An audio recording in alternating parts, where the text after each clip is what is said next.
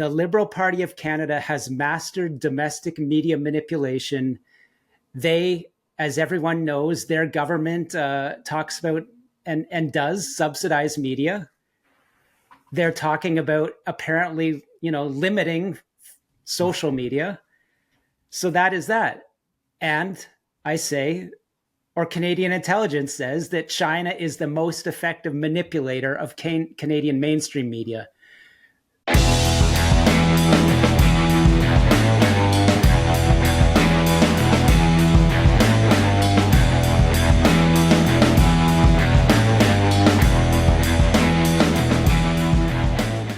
Sam Cooper, my brother, we are back in action. How you doing, man? Good. I'm in snowy Ottawa. It's crazy, man. I'm in Alberta. It's like 20 degrees here today, and you're covered in snow. It's what a weird time it is, eh? Toronto as well, yeah. So let's just jump right into it, Sam. You wrote an op-ed that I read again this morning. I think I read it last night. Potentially, I think you just let it go this morning. So I get so much bureau stuff, I forget when I'm reading stuff. But this op-ed is really, really important for people to read because it clarifies a lot of what is happening in Canada and why it's happening and the strange timing of a lot of things. So, Sam, let's just jump right into it. Can you just tell people what your op-ed was about and the coincidences that occurred? Yeah, I was instigated to write the op-ed. Actually, read a good Substack post from Brian Lilly, the Toronto Sun columnist, who's also, doing a little bit of independent work for himself. And he just put together this whole crazy Ottawa palace drama that 99.99999% of Canadians have had no idea that ever since Mark Carney won in what I've told you is the biggest PSYOP election in Canadian history, that I don't think we will ever perhaps recover from that. Yeah. All the narratives that were going on during that election that benefited Carney and the Chinese Communist Party at the same time. I've already reported on the propaganda, calling Carney essentially the elbows up warrior against Donald Trump and Pierre Poilievre sort of the lapdog of Donald Trump. And that's how Carney won. We know it. We don't have to talk about what's happened since, except as Brian Lilly, did a great explainer piece of last week's bombshell reporting from Ottawa that a few conservatives might have been ready to cross the floor and join Mark Carney, giving him a majority. And so, not to get too meta here, but I unpacked what Brian had, as he's deeply sourced. He's saying, look, okay, one conservative crossed on the day of the budget last Monday when most of Ottawa reporters are sort of locked up studying that. Politico scoops a bombshell that this MP from Eastern Canada is deciding to cross the floor. Within hours, he does. And so the reporter at Politico says that, she did like a ton of foot leather reporting and earned that scoop completely organically. Totally could be. But what occurred last week, as Brian explains, was very inorganic in the way that this story in Ottawa was a flood of conservatives ready to cross the floor. That takes away from the scrutiny of this budget, $80 billion deficit, and the budget that's underpinning Mark Carney's new nation building plans, right? We've talked before. I testified in Parliament, while Mark Carney's talking about spending $1 trillion to build up Canada, he's also talking about becoming a strategic partner with China. I've testified about how do we know that he's not making, secret deals with China on projects around the world that would benefit his friends in Brookfield, benefit his own accounts that are under, the deep ethical screen. And by the way, it's almost a moot point because he's already said Canada is moving away from Washington and getting closer to Beijing. So the context here is, can you secure a majority to railroad that kind of plan without any strong opposition, able to really step in the way of some major moves simply by encouraging floor crossers? And as we both know, floor crossing is completely legal in our Westminster, parliamentary system. But, as Brian Lilly explains, this has been going on. The Liberals for months have been trying to seed stories with Ottawa reporters about any number of Conservative MPs just on the verge of crossing the floor. And so it finally happens. That is a story that one is like almost across that line, comes out on budget day. Lilly reports further and further that I can't forget this point. He says that he had been hearing for a while that MP Michael Chon was one of the Conservatives ready to cross the floor, which, as Brian Lilly, he was well sourced everywhere, but I would say deeply sourced with Conservative Party, said it just made no sense. Clearly it looks like disinformation. So I stepped back from this whole whack of information. And the key issue here is, can sort of a collusion between Ottawa's media party and the Liberal Party make the story du jour last week of this major explosive budget week, the story be the Conservative Party's falling apart? And in a nutshell, I don't care what Ottawa reporters do to get their scoops. I know how sourcing works with politicians. Maybe they work hard. Maybe some stories are organically produced. But the way it blew up last week very clearly, was very damaging to the Conservatives when the scrutiny should be on Mark Carney. Well, that's it. I mean, it's an obvious diversion tactic. And I thought that as well when I saw it, that there's something screwy going on here, because the conversation really should be about our Liberal government's destructive budget. I mean, the thing is they keep dressing up this new budget as, investing in Canada. But investment implies that you're bringing in private money from the private sector.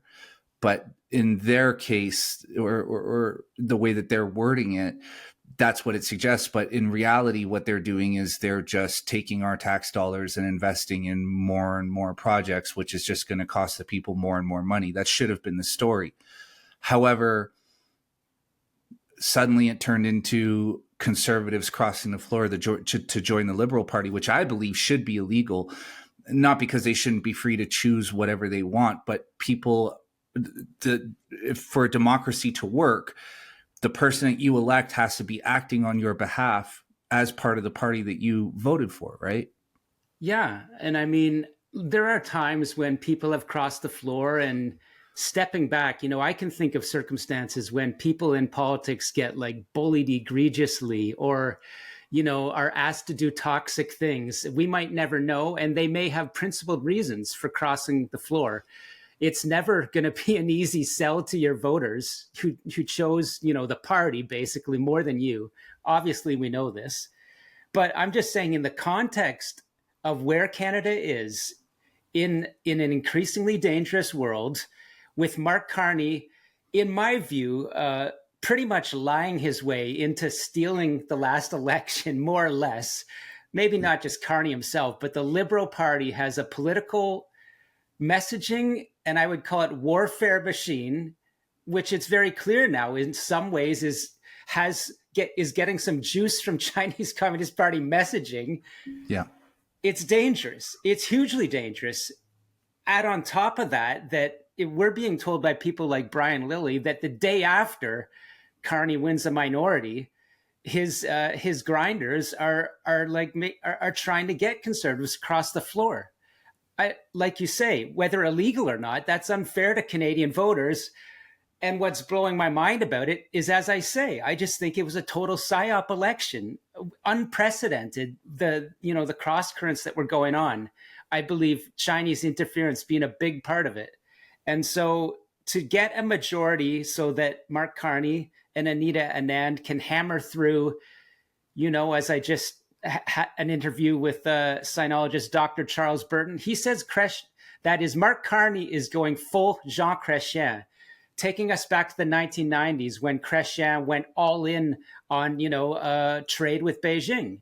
And it hasn't worked out well for Canada, and it won't. And so if Carney's doing that again, and he wants to scrape a majority over, not at the polls, full stop, I just think that's horrible. Stepping back, I don't want to hurt feelings among too many reporters in Ottawa. Obviously, I don't see myself as one of them anymore if I ever did. But there's too many people that are very, very suggestible from political messaging. I don't think they've got a high level view of what's going on in Ottawa because they don't think internationally. They're in their own little bubble. And so, I won't dismiss people doing good ground leather, Ottawa political sourced reporting, but I don't think they're seeing the big picture about, their more suggestibility, especially to the Liberal Party of Canada, and who could also be behind the Liberal Party of Canada. I think suggestible is candy coating it a little bit, Sam.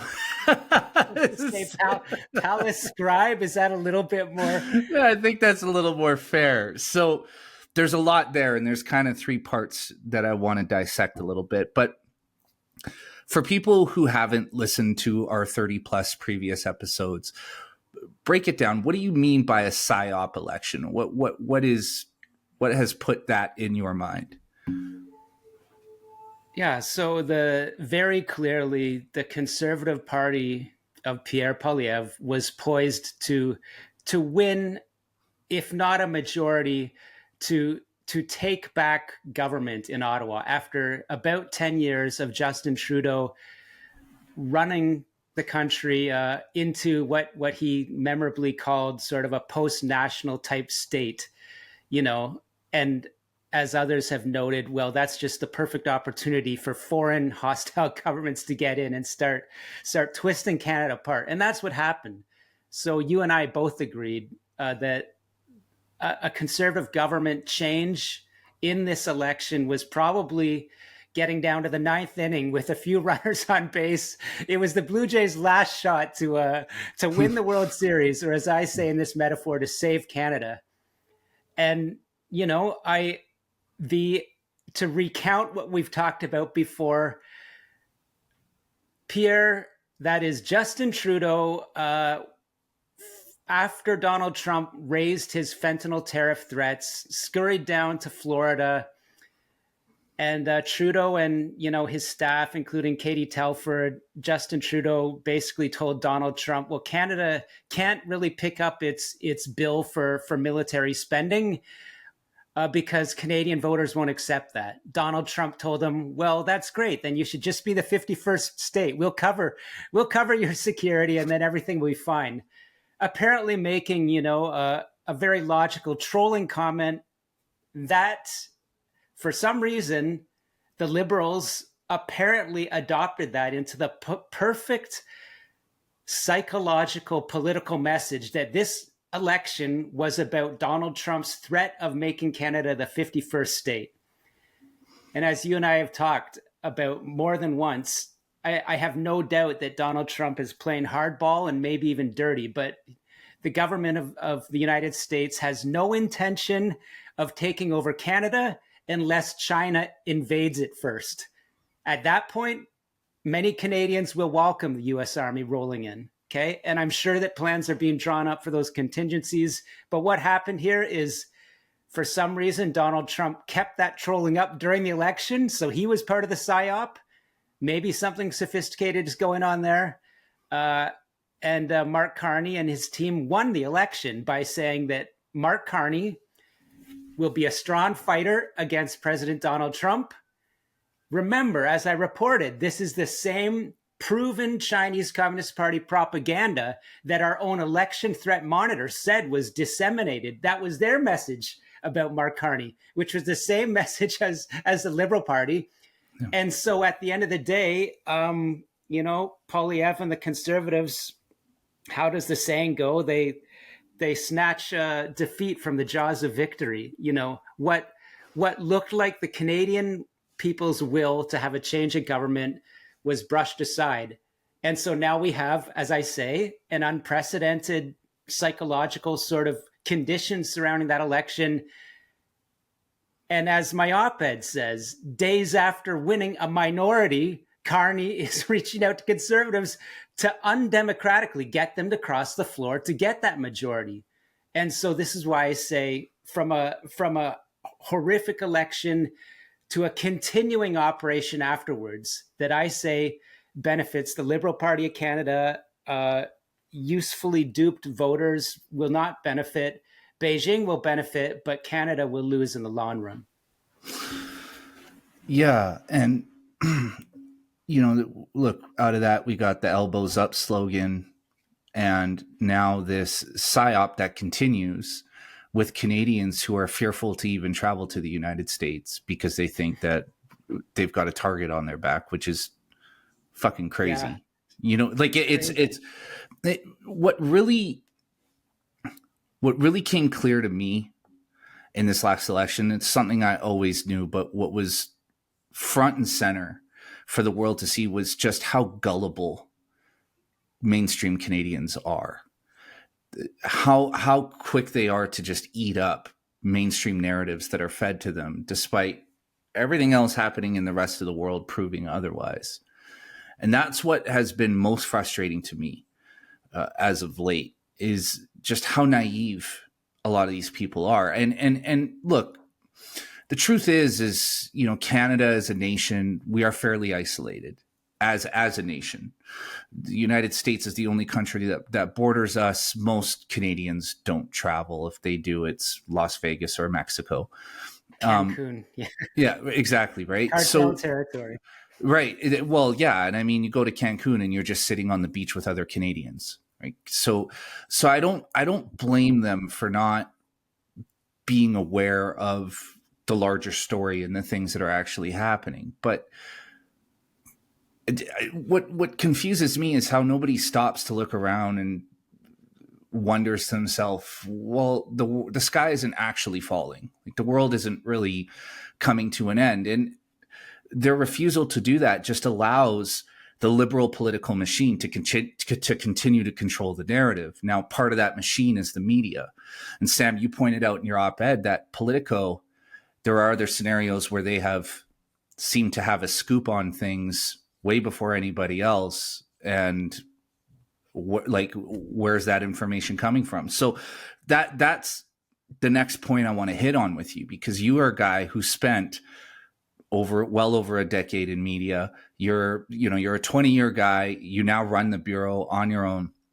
You understand how this machine works. And now, as somebody on the outside of it, you can talk a little bit about your insider knowledge. So, Sam, how does that information reach a Politico and then the rest of the media in what appears to outsiders like me to be a coordinated effort? Yeah, a few points. I mean, I'll start with my own experience being in newsrooms in Vancouver at, daily newspapers with long history. During election periods, it's called oppo research. So all parties, but especially, the deeply funded and, deeply integrated political parties in whatever jurisdiction you're at, they'll have, sort of proxies or friends of the party that will bring forward kind of let's just call them bags of information. And this is oppo research, where they've found something in court records or, sourced, some of it is no more than rumors and innuendo, and they'll bring forward the information on a candidate, in a riding that they desperately want to win. And so they give the reporters, information package. And a good reporter will of course look at it and vet, is that happening? Right. And, if it's pretty, like if someone has unreported DUI, drunk driving incidents, or, sketchy land deals, et cetera, yeah, it's valid to report that for the public. But you would like to think that people, reporters aren't just getting close to one party. In Ottawa, what has happened is the media very much is slanted towards the Liberal Party of Canada, which has this deeply resourceful and resourced, funded political machine of outreach to reporters. So that's how it works. I mean, a perfect example of how does someone get a scoop and why? If you remember, if we go back to a tragically humorous candidate who was competing with Mark Carney to be the Liberal nominee, was it Ruby Dalla? Is that? Yeah. And she may have had some issues with people from another government that were supportive of her. the Liberal Party, which doesn't like any information about China being supportive of its candidate, Mark Carney, or sort of other people in that party, somehow found it fit that while Power and Politics was interviewing Ruby Dalla live, the host of Power Politics, a fellow named Cochrane, told Ruby Dalla live on air that she had been rejected by the Liberal Party of Canada as a candidate for certain reasons. So what do we have here? We have someone that was running to beat Mark Carney, told live on air by the Power and Politics host, who somehow got information coming very live into his ear that she was just being rejected.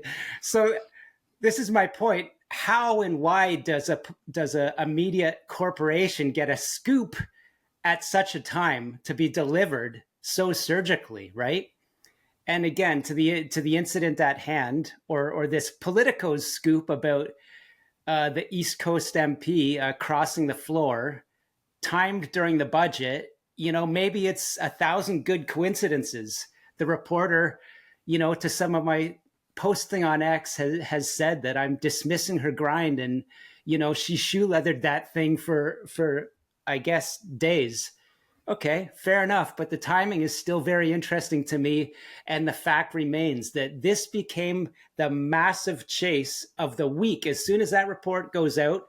And by the way, Politico co-hosted with the Liberal Party an event that night in Ottawa on the budget called Prudence, as in a prudent budget, and Prosecco, which in itself is just too cute for words.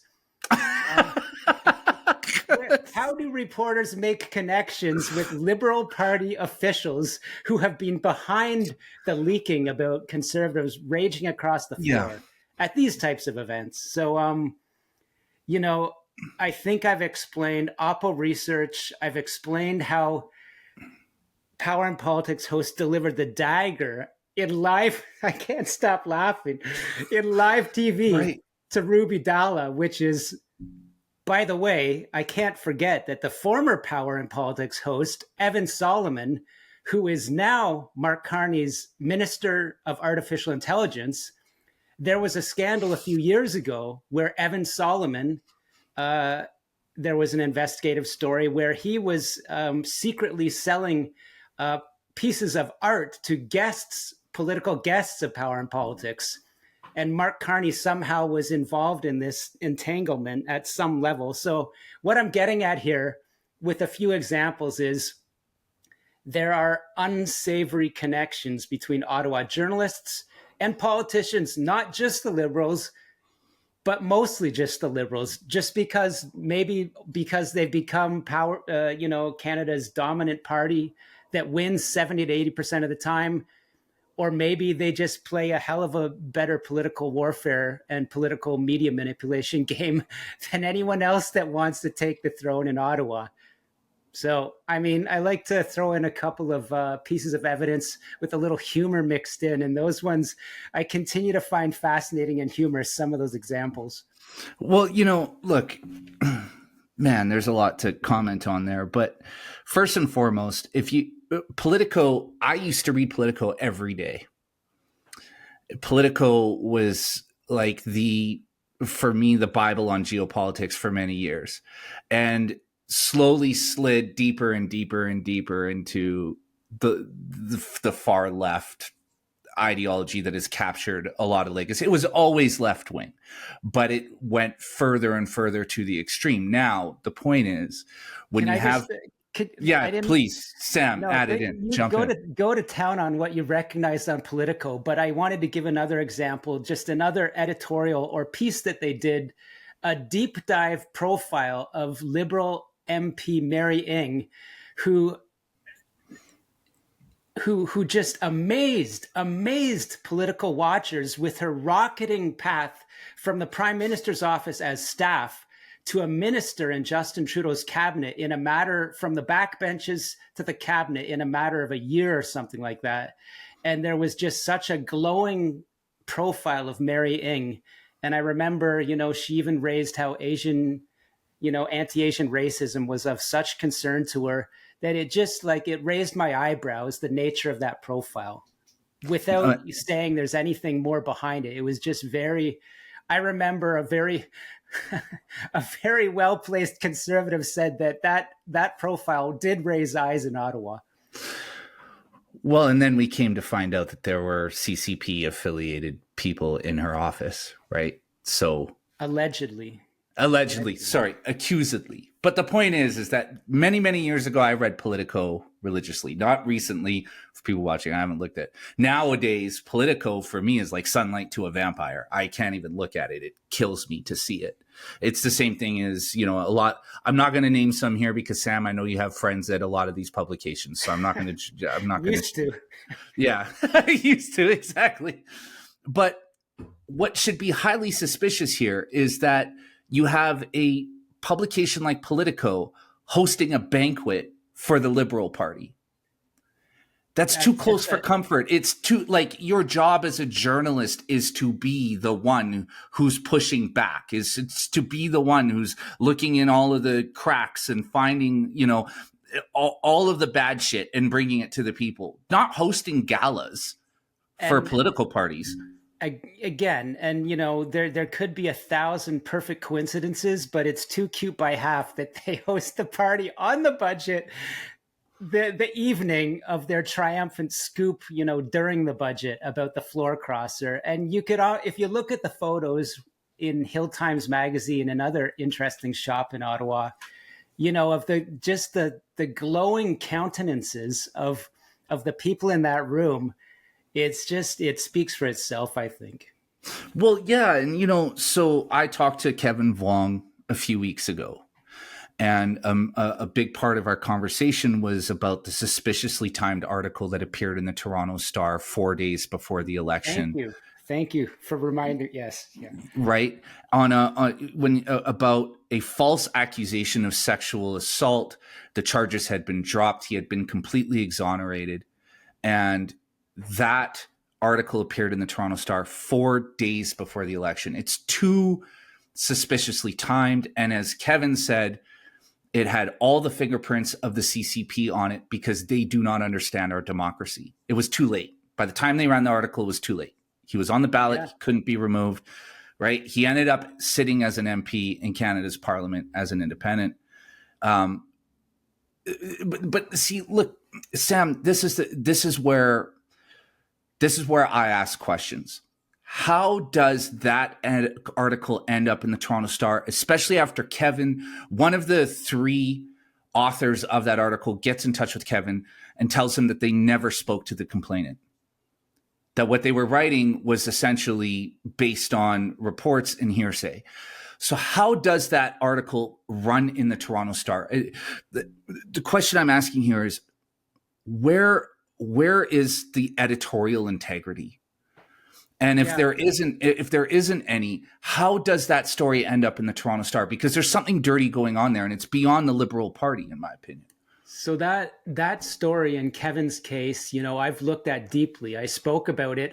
I was asked about it at a press conference, arranged by Kevin and others in Ottawa. Again, Dr. Charles Burton was there with me. And I said, I looked at Kevin's case, and I believe there's a strong possibility that his is the case of a unidentified member of parliament from an unidentified party in Ottawa who was taken down in some sort of operation.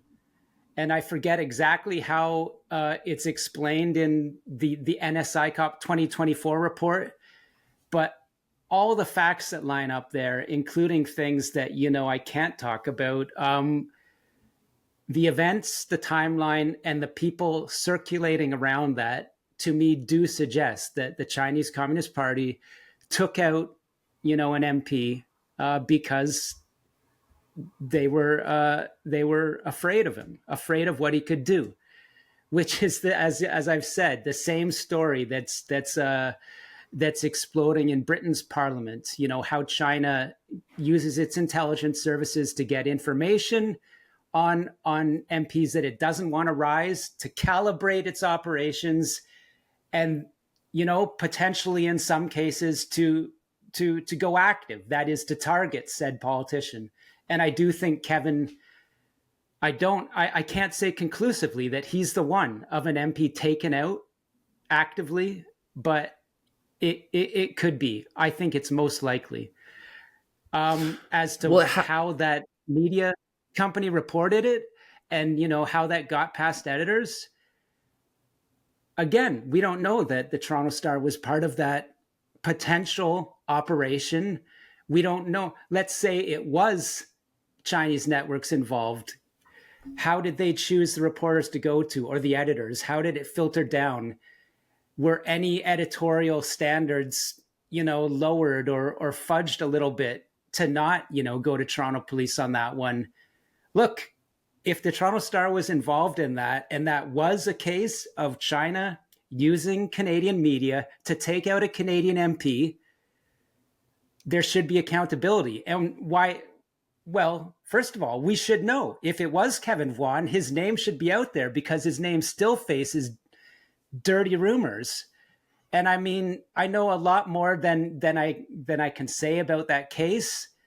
But I guess what I can say is, when I see the governments of China, Cambodia, and potentially people from Pakistan circulating around an issue, it just sets off an alarm bell in my mind, because those three governments, I mean, Pakistan and I'm rolling out a little bit more than I wanted to, but Pakistan and Cambodia are Chinese proxies.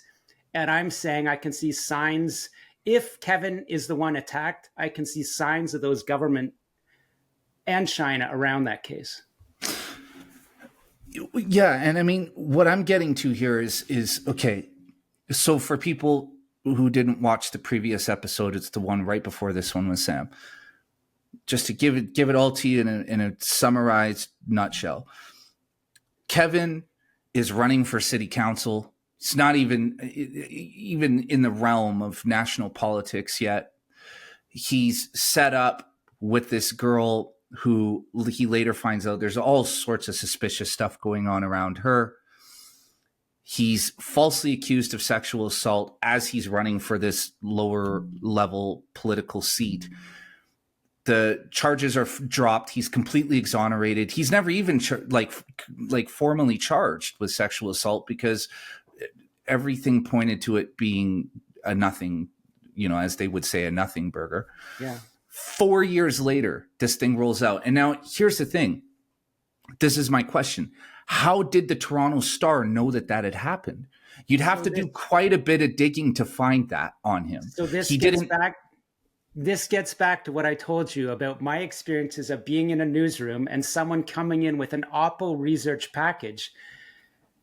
This perfectly fits the model of someone coming to the Toronto Star with a set of claims or documents and saying, hey, this guy, Kevin Vuan, is a bad guy. Look at this background that he's never come clean about. And I interviewed Kevin for a podcast, and I asked him that question. You had this in your background.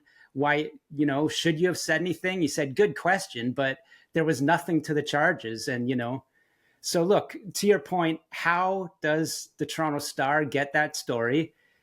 I'm saying it's most likely that an Oppo research package comes in. And I don't think it would be someone from the Chinese consulate. If it's true, as Kevin believes, that China was behind this, I mean, yeah, the operation would, of course, originate with intelligence officials in the Toronto consulate, but then there would be a set of intermediaries sort of delivering that opposition research to the reporter. And, I don't know, but that's kind of how a bad story about a political candidate works. And it's, again, probably most times it's not a foreign government. It's just an opposition party. But that, I think I've answered your question about why was the Toronto Star or a certain reporter chosen? Someone chose them. I mean, look, the reality is that in Canada, we have a media that is controlled by our federal government, either through direct funding, CBC, or through grant funding, virtually every other one that you can think of. And so when I see stuff like this happen, you have to wonder, who are the intermediaries? How is this information traveling to these people? And then how is this coordinated effort for virtually every news network to roll out with the same story at the same time, like we saw during this budget unveiling? A moment where, as a country, we should have been dissecting this budget and having the discussion about what is happening to our country and where it's going from here. Instead, the focus is on this, aisle crossing liberal majority, which, lends to another bigger issue, because we have all of this censorship legislation that's passing through our parliament right now. And if we have any hope at stopping it, it has to be the Conservatives, not because I don't think they have really any vested interest in free speech, but their voting base definitely does. And so now, if the Liberals get a majority, that all that legislation is going to pass, which is dangerous to myself, but more the Bureau, because I feel like our entire information stream right now in Canada, as it applies to politics and foreign influence, is propped up on the Bureau. No, I mean, not only us are concerned. None other than the Joe Rogan podcast has posted a clip of Mark Carney behind his lectern that says "Protecting Canada," saying that a number of American media platforms have become, paraphrasing here, cesspools of, disinformation and propaganda. And Mark Carney and the Liberals are going to take action to protect Canada. So yeah, which, we could go many different ways on that, but yeah, I do think that is a threat, not only to major global platforms started out of American innovation, none of them perfect, but some of them promoting a wider view of free speech than is being promoted in Ottawa, where the Liberal Party of Canada has a very well-established pipelines into different editors, different columnists, different reporters, long decades of history with certain reporters, where if someone in the Prime Minister's office wants a certain op-ed to go out, it's a very clear path to a columnist and it comes out. I won't name names, but the examples are easy to see and egregious. And a lot of it has to do with elbows up in the current context. So, I mean, I've said that Carney sealing the deal and putting Canada in bed with China and kicking our natural partner, notwithstanding some tough times with Washington, away, which will kill this country, I believe. To me, that's the biggest concern. Press freedom up there too, but all of it with the Carney majority secured outside the election with a little help, witting or unwitting, from Canadian media friends. Yeah, hugely concerning. It should be to all of us. And I would add,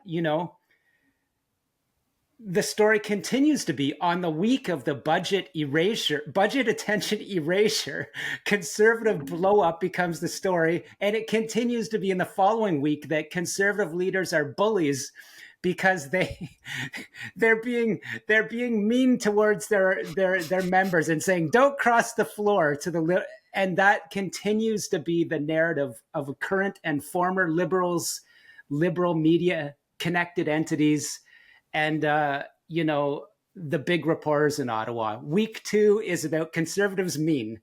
It's not about, let's look at Mark Carney is about to get in bed and already is in the process, 1 foot in bed with the Chinese Communist regime, who, as I noted in my op-ed, more news over the weekend, a Chinese consulate official threatened Japan's prime minister with cutting her throat because she's talking about Japan would need to defend itself potentially if Beijing invades Taiwan, which is a central conversation, I'm saying, and have said in the past probably 10 episodes, is at the center of all of this. China's threats to take Taiwan, everything's revolving around that. Everything. Yeah, and so just to kind of recap this for people, like the conversation for the last 2 weeks should have been the further bankrupting of our nation, what this means for the citizens and the taxpayers, what Canada is going to have to do to try to get back on somewhat of an even keel. How are we going to save this country? That should have been the conversation, but instead we're focused on this stupid conservative meltdown. And what should be highly suspicious to anybody watching is the coordination of it all. How it all seems to be connected to each other as one huge piece. Meanwhile, Sam, let's go here. Mark Carney meets with Xi Jinping a few weeks ago, signaling a strengthening of the relationship between Canada and China, basically going from being a booty call to a bottom bitch. Sorry, Ms. Cooper. Yeah. So Sam, what does this mean for us now, our relationship with the United States, but also just the Canadian economy in general, like just the status of Canada as a nation? Yeah, so I mean, I've seen some commentators that I respect a lot saying, okay, one of them should be Michael Kovrig, who was on the Ottawa media circuit this weekend saying, paraphrasing him, it makes absolutely no sense for Ottawa to choose China as the geopolitical, geostrategic, economic partner to replace, whatever feud is going on with Washington over decades of trade, and Washington wanting to reset its trade relationships worldwide. Mark Carney and the Liberal Party have decided that Beijing will replace any lowering in trade with, between Canada and the United States. It doesn't make any sense. As Kovrig said, it shouldn't have to be said. China is an unreliable geostrategic partner. They will promise and they will not deliver. Furthermore, the more you promise to them and commit to them, that gives them greater leverage to gut your sovereignty more and more. Now I'm going into my own explanation. And again, starting with Jean Chrétien in the 1990s, going all in on trade with China, it's resulted in a massive trade imbalance in the favor of China. It hasn't helped us at all. As Dr. Burton, Charles Burton, said to me in a recent podcast, about how Beijing had successfully targeted Pierre Trudeau, decades ago and on many big issues. Beijing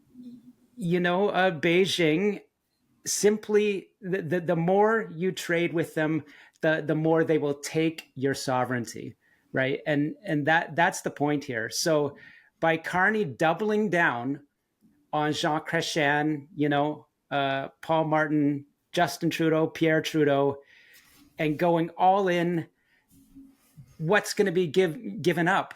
One very clear and immediate possibility is our Foreign Agent Transparency Registry, which was voted in by our parliament over a year ago due to my work of exposing China's election interference, along with the Globe and Mail, piggybacking on my work. That was voted in unanimously, and over a year later, it hasn't been implemented. And Charles Burton says it may not get implemented by Mark Carney if he's sealing a deeper trade relationship with Beijing. There will be things that Beijing won't countenance in that deal, and that agent registry could be one. So why does it matter? Okay, well, if Mark Carney gets his cheating majority outside of an election, he'll be in power until 2029. And who's going to tell him, okay, you have to put in that foreign agent registry that you promised, that your successor's government, Justin Trudeau's government, having their arms twisted, voted that into place. There'll be no one to hold them to account on votes. They'll have a majority. They can get anything through So maybe, in the next few years, while China plans potentially to turn the screws on Taiwan, there will be no agent registry in place with Mark Carney's, undemocratic majority government in place. That's what's at stake. And, as I said at the start of the conversation, I saw this past election as the ninth inning for the good guys, the Toronto Blue Jays, to save Canada. And, I think it pretty much we've lost. If I really think deeply, we're in a position of our country. Some call it managed decline. I call it, state capture. I call it Canada being overrun by Chinese interference. But if Mark Carney has a majority, if a few more cross the floor and they've got a majority until 2029, to me, it's very, very hard to see Canada coming back from that.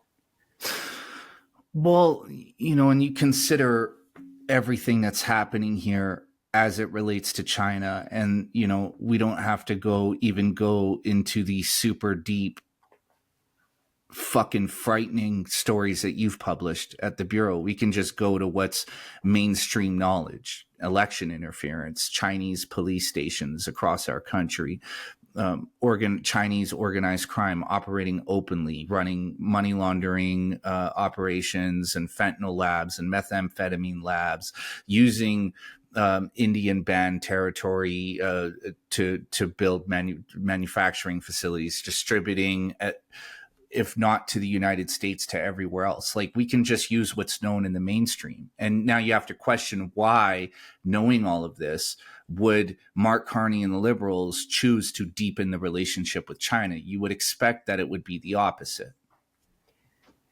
You'd expect. There's no other way to see it, and I think it would have to go to, as I've said to you and others, and I've probably written it in op-eds. This goes back to why, I suggested people like Dominic Barton or, various people, a lot of them in Quebec and Montreal, were probably pretty influential to Carney's government extending $1 billion loan to BC Premier David Eby's government to do a crazy deal with a Chinese, civil military fusion shipbuilder for BC ferries. And people can go back to that episode and, hear again how that raises, the concern that those ferries may slip off into China's plans to invade Taiwan, right? Again, circling it back to that is the pull. That's the dominant force around all of these questions. And so, I mean, why does Carney get back into a strategic partnership with Beijing? Again, I believe it's to benefit, certain industrialists that will be very influential to him being prime minister. Yeah, and I think there's also the issue of I may be wrong on the figure, but I believe it's $250 million loan that China issued to Brookfield. Right? Like, this is the danger when you have somebody who has 16 pages of conflicts running your country. That's right. I testified on that. It was a $125 million emergency loan to Brookfield on their Shanghai high-end luxury development project, and how that bridge loan from the Bank of China before Carney runs for prime minister is lurking there, in his business background. What you have is a situation where, you have this guy who was running this huge asset manager, this huge fund, Brookfield, doing business in Beijing. Like, this is why this is all so dangerous, guys. Right? Because now we are distancing ourselves from the United States, the country that we share a border with, still happens to be the most powerful country in the world in terms of military strength. And we are closing the gap between Canada and China. Like I wrote not too long ago that, breaking news, Canada refuses Trump's 51st state invitation and accepts China's invitation to become the 22nd province. Yeah. That's what this is. Like, and I can't help but wonder and not even wonder. I mean, instinctually, I know that this has to have something to do with his pre-existing business and financial relationships. It has to. Yeah, it's kind of a chicken and the egg sort of question. It's like Mark Carney is who he is because he comes from that Eastern Canada network of deep, decades of privileged investment into China, granted by people that I've just learned, a known Chinese spy that went to the University of British Columbia, started something called the Canada-China Business Council and curated investment of Canadian elites that circulate that business council into China.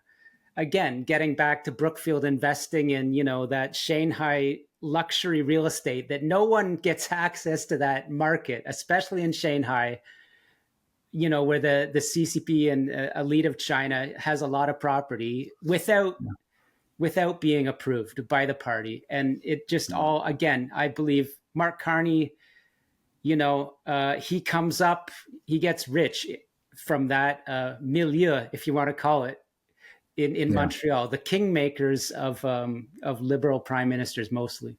Yeah. And so, Sam, in closing, because I know you only got 10 minutes left, you got a world to save. So we can, we'll introduce this idea here. Maybe we'll go deeper into it in the next conversation. But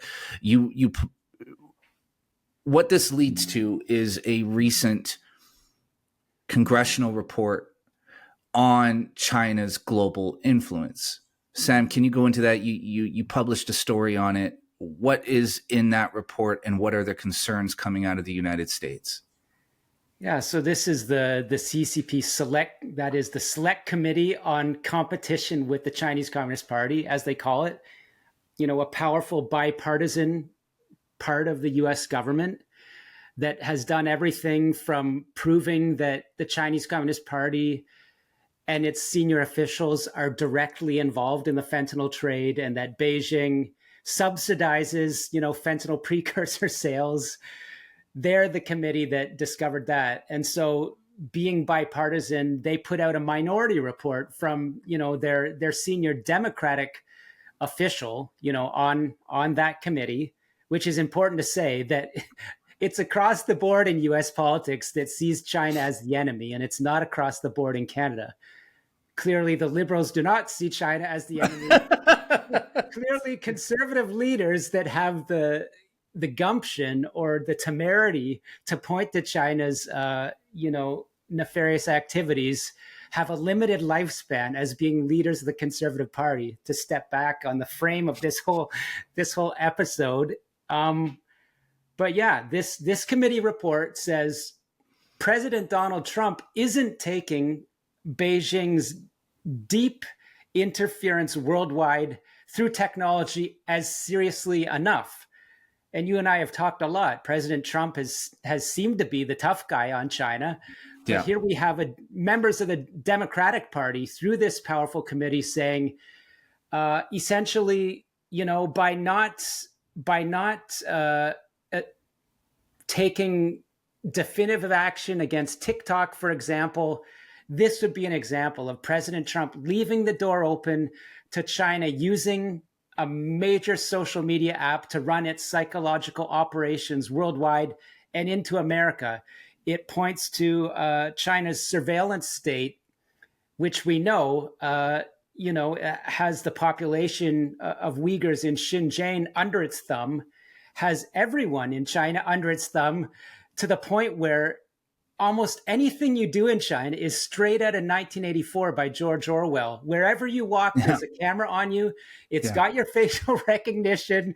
And if you do anything that the party doesn't like, and I literally mean anything, if you cross the street the wrong way, or if you toss a cigarette, I'm not exaggerating, they could take your social credit score down. And of course, it gets a lot worse than that. If you, or a lot more serious, if you're someone that's protesting against the party, you can imagine your score going down like that. So that's how they control their population.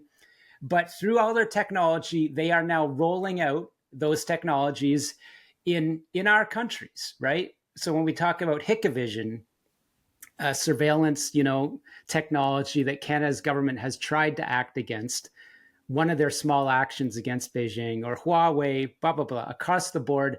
This committee report is saying they're ramping up their repression against people of the free world using the exact same technology that they're using within China. And President Trump, for all his tough guy image on China, is giving them a pass.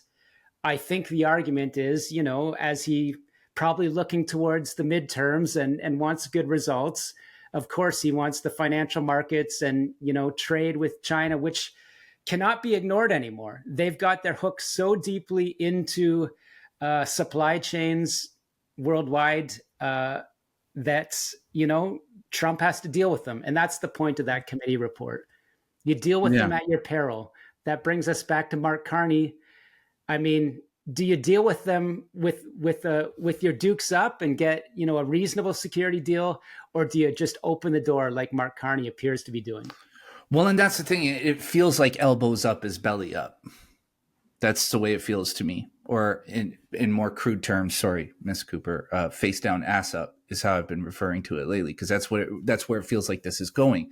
You see, China is so deeply involved in global economies and trade that you can't purge them even if you want to, even if you try. And look, to me, it's very suspicious, and we'll cap this off with a little bit of tinfoil hat. Put that right on there. You have this censorship, hate speech, data scraping legislation in bills C8, C9, C12, as Bruce Party also illuminated, Bill C5, which is a property bill.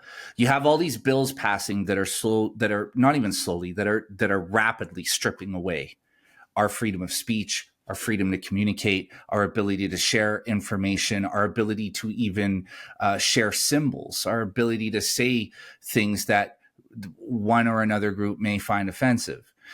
And this isn't just happening in Canada. This is happening in Britain. It's happening in France, Germany, Ireland, Australia, New Zealand, all of the Western nations. Same thing is happening. You also have Palantir building a nationwide surveillance system in the United States, which the U.S. will position as being a method of national security, a method of defense against the systems that are going in everywhere else. But it's essentially the same thing, right?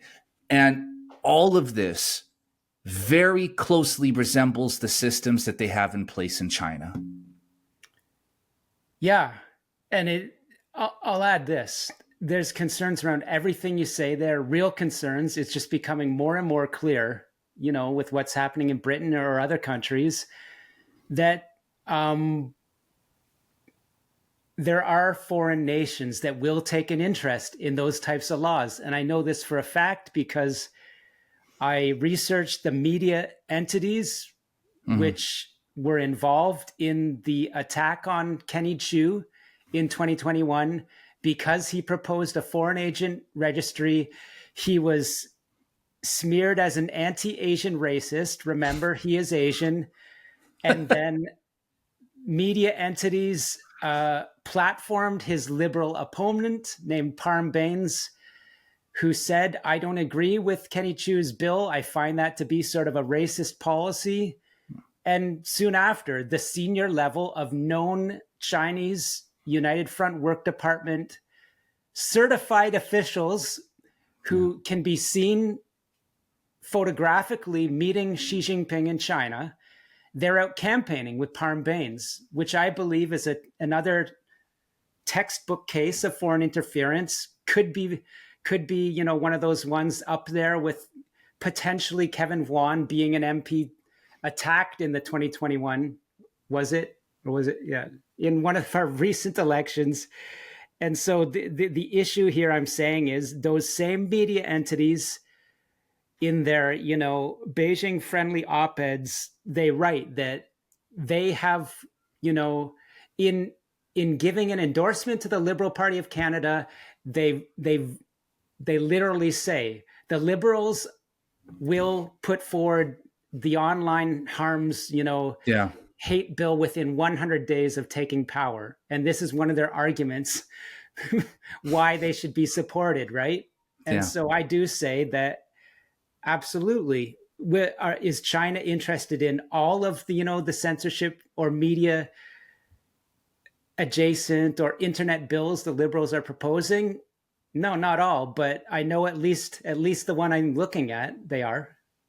Well, yeah, and I mean, I think considering like the amount of dents that you've put into, just you alone have put into, various operations running in Canada, they would love for you to disappear.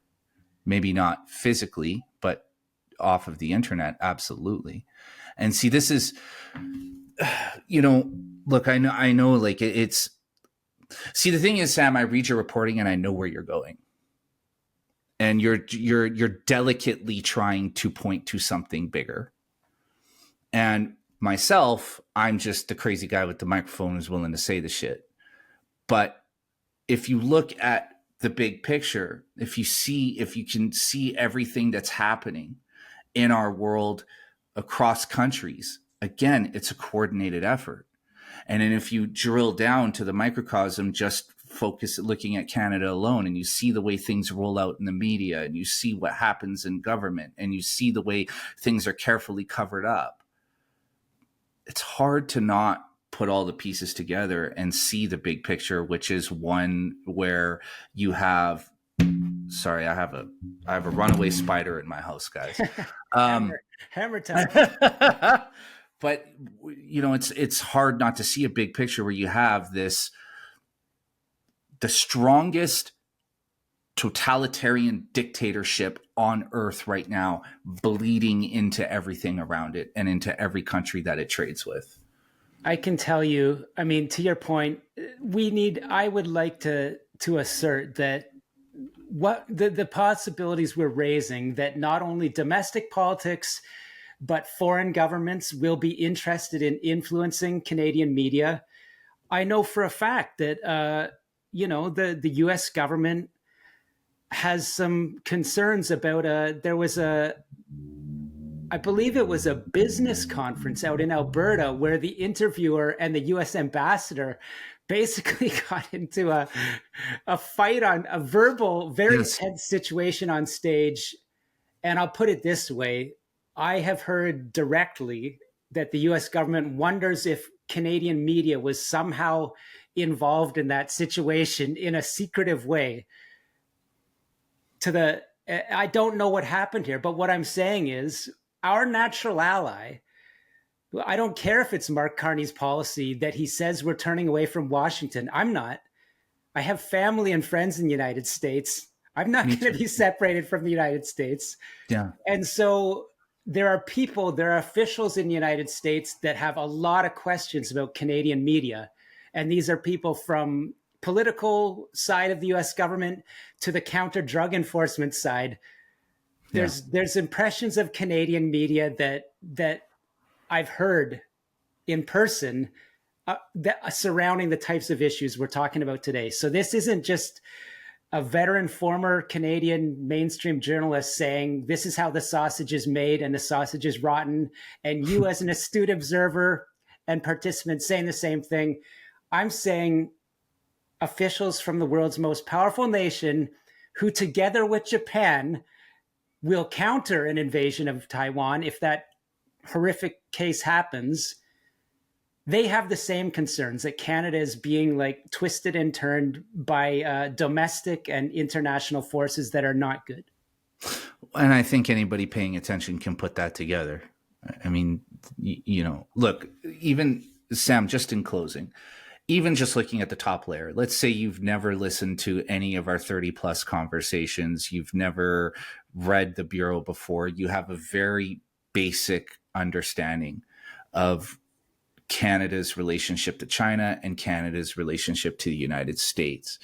It is easy to see that drawing yourself closer to a communist dictatorship over a country that, yes, has problems, and yes, maybe you disagree with the current president, maybe you're not a fan of the politics in the United States. However, they are a free nation.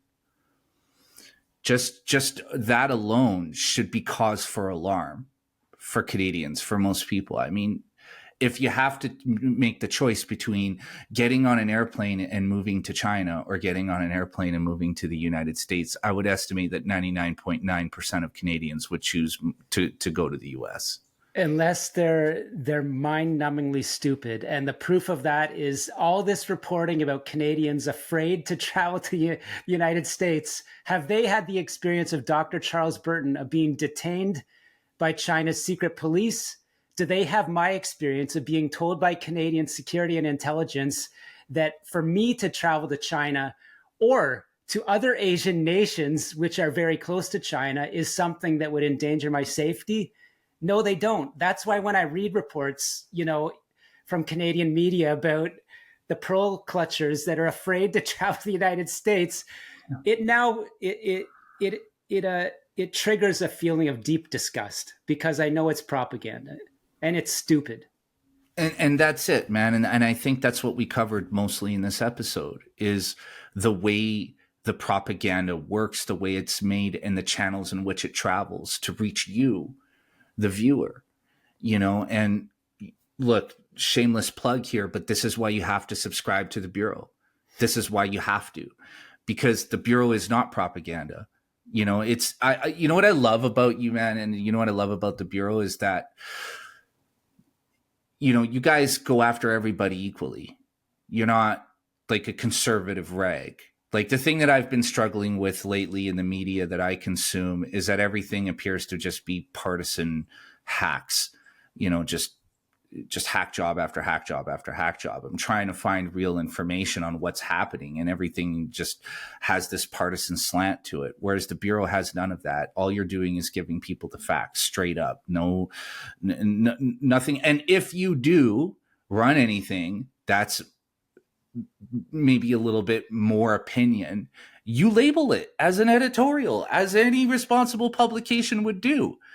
Yet I have read stuff in the National Post, Toronto Star, Globe and Mail that is clearly editorial, that is not labeled as such. Yeah, and I mean, thank you for framing it like that. That's what I'm trying to do, and not perfectly, but I'm telling people, here's some facts. Here are the known knowns. Here are the known unknowns. This is the way it looks. Here are the caveats. Even if I'm saying it looks like this was just far too cute, as I say, about the conservative floor crossing, stampede coming out on the budget week. Yeah. I'm not alleging any bad faith on any of the reporters behind that. I'm saying that it looks like there's media manipulation going on, and the Liberals are masters of that. That's what I'm saying. Yeah. And, Sam, in closing, just one last final question, since we're talking about media today, subjectively, like you as a person, not as a journalist, as a consumer of news as well, right? Do you ever look at stuff like in the CBC or CTV or Toronto Star or whatever, and just wonder how we got here, how this all happened? Like, because the propaganda is so egregious and so shameless at this point. Like when you read stuff that is clear propaganda, like what is your reaction in your mind? Not as as a journalist, but also just as a person.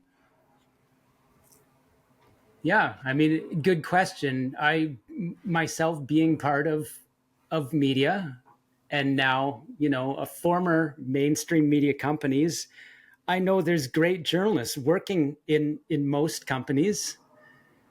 Everyone walking this planet, whether they admit it or not, has a slight political leaning, probably.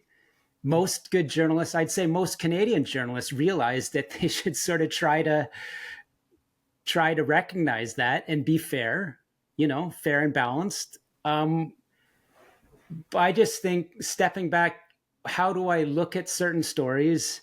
As my op-ed says, through leaked intelligence and publicly accessible intelligence, I put in the story that when you read a big story that obviously has an impact on Canada, the United States, and China, Canadian intelligence has asserted very and repeatedly that China is the most sophisticated actor in influencing Canadian mainstream media. So whatever you read, you have to wonder sometimes who's winning beyond Canadian political parties here.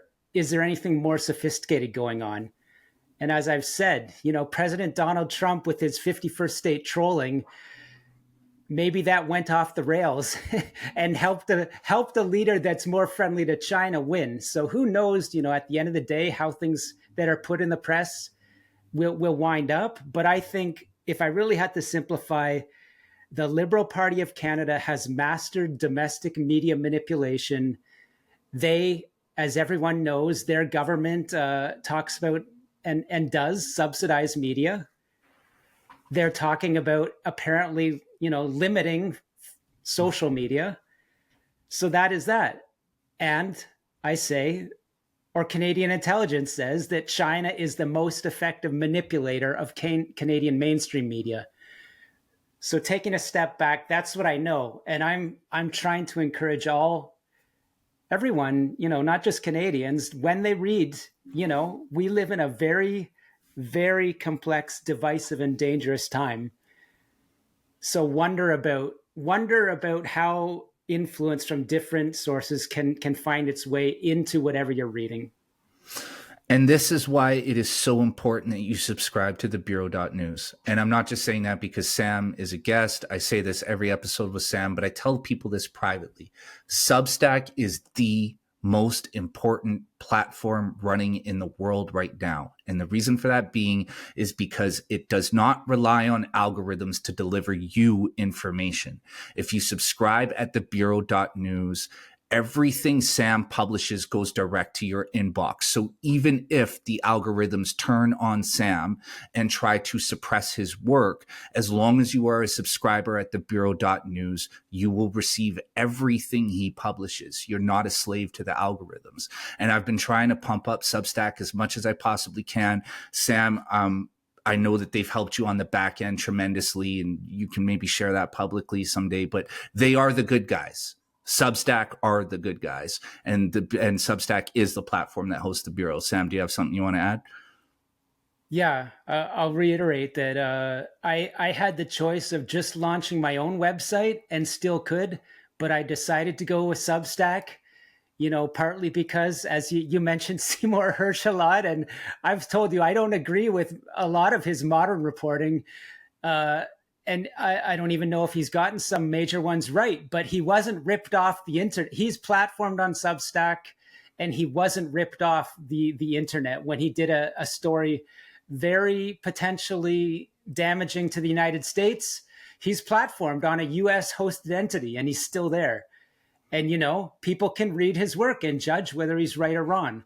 So yes. Myself, a reporter that is at this point now looking at high level geopolitical issues in countries around the world, not just Canada, Substack is a good home for me for that reason, and a lot of different reasons, some of which, we can expand on later. But yeah, very proud to be supported by Substack and growing there. They've been very helpful. Yes. And guys, Brave New Normal, if you're watching this on YouTube, X, wherever, sign up, bravenewnormal.substack.com. You can sign up for free as a paid subscriber. Please sign up as a paid subscriber on the Bureau. Guys, look, I make this appeal at the end of every episode, but if I get email after email after email this weekend, I was tagged like 50 different times in the same post. Hey, how do we get in contact with Sam Cooper? Everybody in this country now views you as being like the main channel to get the word out if something needs to be shared publicly, right? So and let me do a PSA. I'm on X, Twitter, and I post a lot, just little thought nuggets, which may make its way into a more developed op-ed, on the Bureau. I see X as being very op-ed-y. That's how I use it.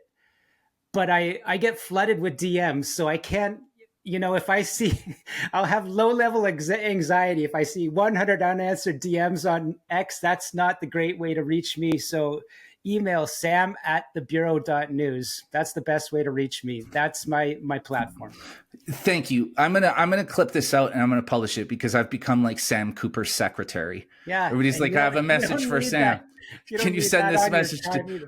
Well, 98% of the time, it's like people who think aliens implanted a secret listening device up their ass or something. You know what I mean? So I'm like, that one's not going to Sam. But the point is I get people reaching out all the time, like, hey, make sure Sam has somebody protecting him. Make sure Sam has people watching him. Make sure Sam, is Sam okay?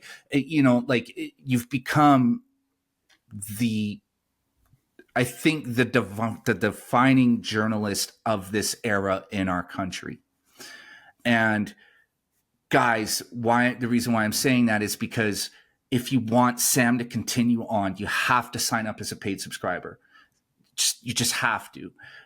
Sam's work is so important. And yes, you can sign up for free. But if you sign up as a paid subscriber, all you're doing is adding a little bit of cash to a growing hill that allows Sam to continue the work, pay his bills, support his family, and focus on nothing but this. So if you sign up at thebureau.news, sign up as a paid subscriber, follow Sam on X @ScooperCooper. I am a habitual refresher of his feed. And if you follow him, you will be too. Sam Cooper, my brother, can I drag you back in a couple weeks? We got a whole lot to talk about. This has become your standard way to end an episode. And I'm going to say, yeah, we're going to have to do that. All right, man. I'll see you in a few weeks, bro.